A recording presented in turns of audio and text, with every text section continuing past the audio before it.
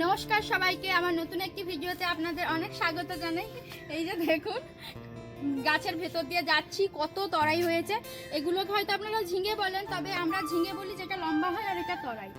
আজকে আমি নিয়েছি দেখুন, এখানে এই যে চিংড়ি মাছ, আর এই যে এত বড় এটা সাউর, আমাদের এখানে এটাকে সাউর বলি। এর পুরোটাই রান্না করে খাওয়া যায়।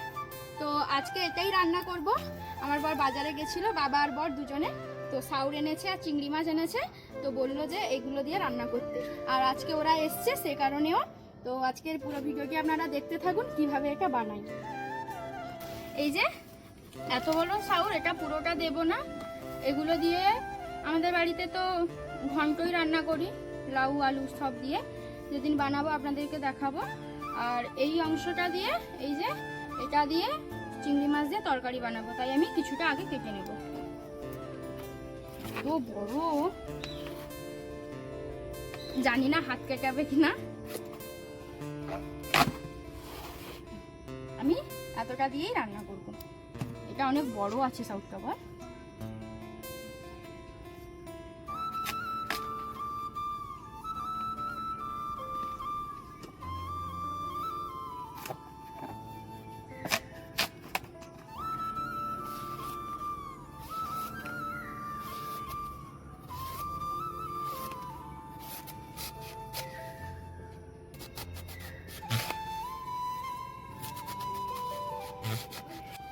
এই যে আমি এরকম করে কেটে নেব।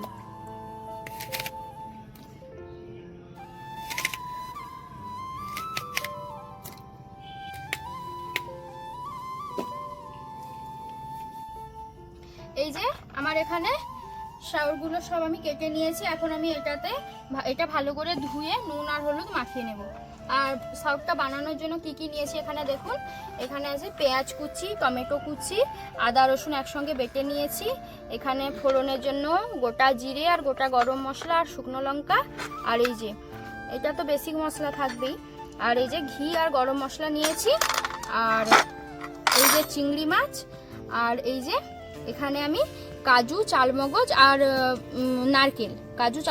নারকেল আমি পেস্ট করে রেখেছি। আপনাদের যদি না থাকে তো আপনারা শুধু নারকেল দিয়েও করতে পারেন। এটা দিলে একটু ভালো লাগে, অনুষ্ঠান বাড়ির মতো খেতে লাগে। এগুলো দিয়ে আমি আজকে বানাবো। যে এখন আমি এর মধ্যে এই যে লবণ দিয়ে দেব, আর এই যে হলুদ দেব, আর দেব এই যে পাতিলেবুর রস একটু।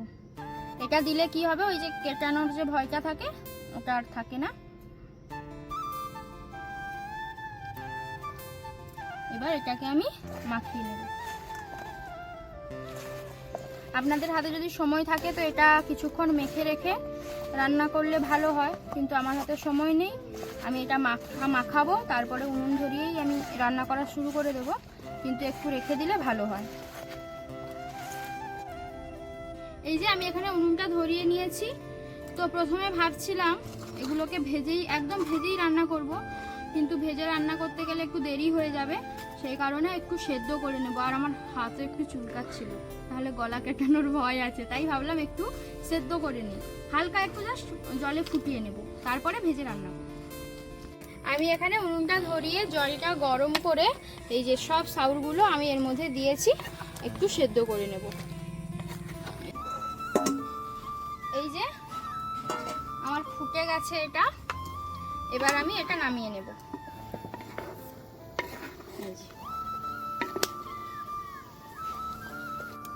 এই যে কড়া গরম হয়ে গেছে, আমি এখন এর মধ্যে তেল দিয়ে দেব একেবারেই।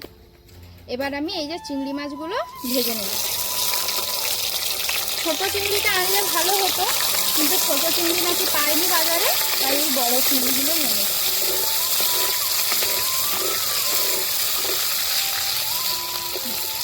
এই যে একটুখানি ভেজেই এদিক ওদিক নেড়েই আমি নামিয়ে নেব, কারণ চিংড়ি মাছটা বেশি ভাজলে শক্ত হয়ে যেতে পারে।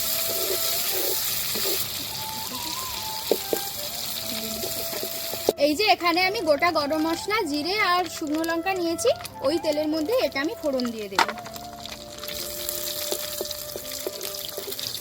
ফোড়নটা একটু ভেজে নিয়েছি, এবার আমি এর মধ্যে এই যে পেঁয়াজ কুচনোটা দিয়ে দেব।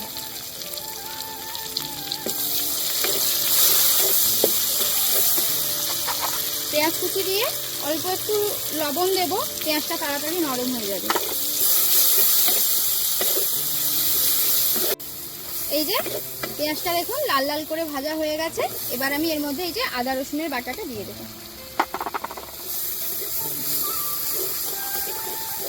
এটা একটু নেড়ে নিয়েছি, আদা রসুনের কাঁচা গন্ধ চলে গেছে। এবার আমি টমেটো কুচিটা দিয়ে দেবো।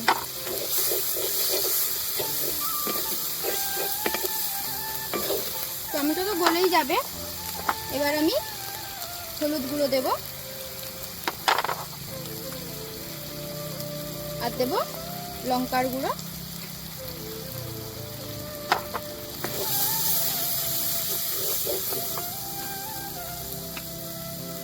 এবার আমি এই যে পেস্টটা বানিয়ে রেখেছিলাম এটা দিয়ে দেব।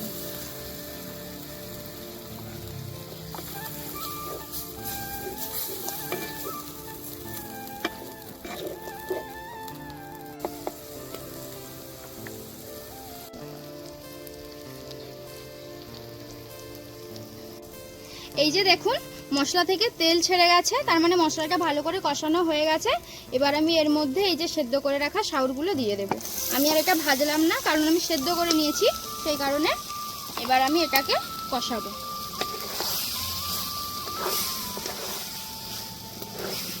একটু বেশি সময় কষতে হবে, ভেজে নিলে বেশি কষতে হয় না। আমি যেহেতু ভাজা করিনি তাই একটু কষাবো।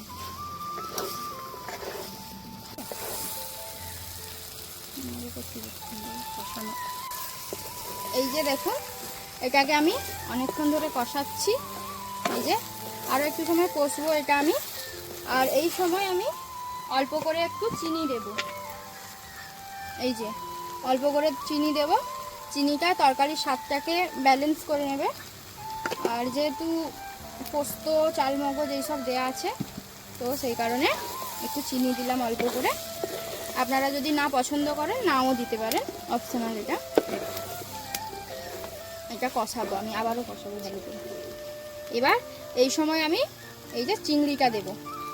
এগুলোকে আমরা কেটে নিয়েছি, কারণ সাউথে তো মানে এটা সাউথের তরকারি, তো এখানে ওই বড় বড় চিংড়িগুলো ভালো লাগবে না, তাই আমরা কেটে নিয়েছি ভাজার পরে।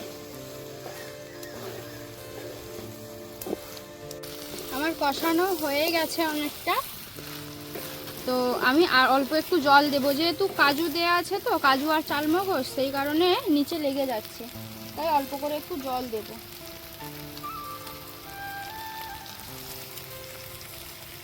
আর সবসময় আপনারা চেষ্টা করবেন হয় মিক্সির বাটি ধোয়া জল দিতে, আর না হলে শিলনোড়া ধোয়া জল দিতে। তো ওই সব জলে না তরকারির টেস্ট অনেক বেড়ে যায়, এটা ঠাম্মি বলে। আমি তো আগে ফেলেই দিতাম, তো জানিস তো আমি আগে ফেলে দিতাম জলটা। ঠাম্মি বলে যে এই জলটা নিবি, এই জলটা না দিলে তরকারি নাকি স্বাদ হয় না। ঠাম্মি থাকলে বলতো, ঠাম্মি আজ বাড়িতে নেই, ঠাম্মি মেয়ের বাড়িতে গেছে, নাতনির বাড়ি গেছে ঠাম্মি। তো কালকে দেখাবো আপনাদেরকে ঠাম্মিকে, ঠাম্মি কোথায় আছে। এই যে আমি জল দিয়ে দিয়েছি, এত গ্রেভি থাকবে না, তো আমি জলটা দিয়ে এখন ভালো করে ফুটিয়ে নেব। এই যে রান্নাটা হয়ে গেছে, এখন আমি এর মধ্যে এই যে ঘি দিলাম আর এই যে গরম মশলা গুঁড়ো দিয়ে এবার আমি এটা নামিয়ে নেব। এই যে রান্না হয়ে গেছে, আমি এই যে ভাত নিয়ে খেতে বসে পড়েছি। এই যে এই সাউথটা না খুব একটা ভালো ছিল না, তো দেখলাম যে খুব একটা ভালো সেদ্ধ হয়নি। আমরা তো আবার প্রেসার কুকারেও করলাম, জানি না কি প্রবলেম এটা, বাজারের কেনা তো কোথায় কি হয়েছে চাষ। তো খেয়ে দেখি এখন।